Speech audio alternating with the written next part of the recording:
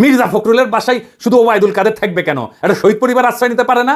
নির্বাচন করে তো মাথা খারাপ করে দিতেছেন সবার। তো দায়িত্বটা কি নিছেন বলেন? দায়িত্ব কি নিছেন?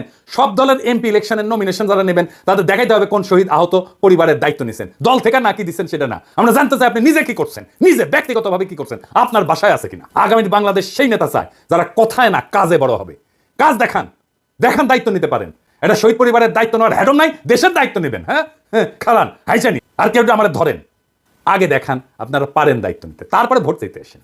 আর মনে রেখেন, আগামীর বাংলাদেশ চালানো আপনাদের জন্য কেক ওয়াক হবে না, মাখনের মধ্যে দিয়ে হাঁটার মতো হবে না, পিকনিক হবে না। সংসদের বাইরে, রাজনৈতিক দলগুলোর বাইরে, মেরুদণ্ডহীন বুদ্ধিজীবীদের বাইরে, সুশীল সমাজের বাইরে অসুশীল ভয়েস থাকবে পিনাকি আর ইলিয়াসের মতো। এবং আমরা আপনাদের সব সময় দাবরানির উপরে রাখবো, এইটা মনে রেখেন, জনগণের কণ্ঠস্বর হিসাবে যেন সিধা রাস্তায় চলেন। সিরাতুল মুস্তাকিম। ইনকিলাব জিন্দাবাদ।